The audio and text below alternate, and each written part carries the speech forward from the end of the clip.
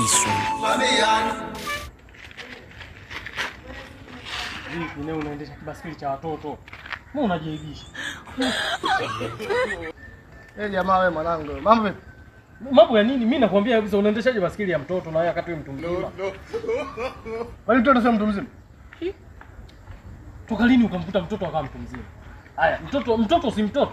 Na mtoto ni mtoto ambaye ndio maana kaekewa level yake. Kwani mtu mzima mtoto ni upi? Mtoto mtu mzima na mimi si mtu mzima. Si anapumua. Mimi sipumui. Wewe usikutoshi. Na wewe usikutoshi. Tena uache shobo kabisa. Hizo shobo. Mimi nilichokuwa naeleza tu kwamba haiwezekani unaendesha basikeli ya mtoto. Wewe inakuhusu nini? Wakati wewe ni mtu mzima. Ni ndevu hiyo ni. Kwani mtoto si mtu mzima na yeye? Kwani mtoto sio mtu mzima?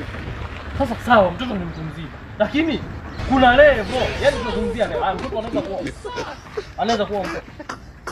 Hebu tumia akili. Kwani kama unaongea na crazy. Crazy maana gani? Yaani cheese. Yaani cheese. Inawezekana. Kwa sababu inawezekana. Yaani mimi naongea moja hivi, wewe unajifananisha wewe. Hivi wewe unavonitukana, unanijua vizuri? Hata kama sikujui. Hata wewe unatukana? Mimi nakuelewesha. Kwamba wewe hiyo basikeli ni baka. Shobo tu. Shobo. Ni jitu ni kubwa shobo.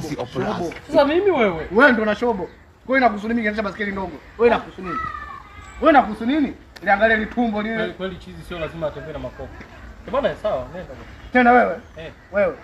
Wewe. Mimi ndio. Nitakachokifanya nitakupasua. Yaani mwanangu mimi nimetoka zangu Milembe juzi. Mimi na asila zangu hapo kwa sababu nilivyotoka huko nimetoroka. Hapo sasa nimeelewa. Tena ukome. Nimeelewa. Ngoja ukome. Nimeelewa. Au ukome tu. Ai ngoja umesema umetoka wapi? Ukome tu. Wewe umesema umetoka wapi? Milembe. Na ukome. Hapo wangu kama na V8 uongo.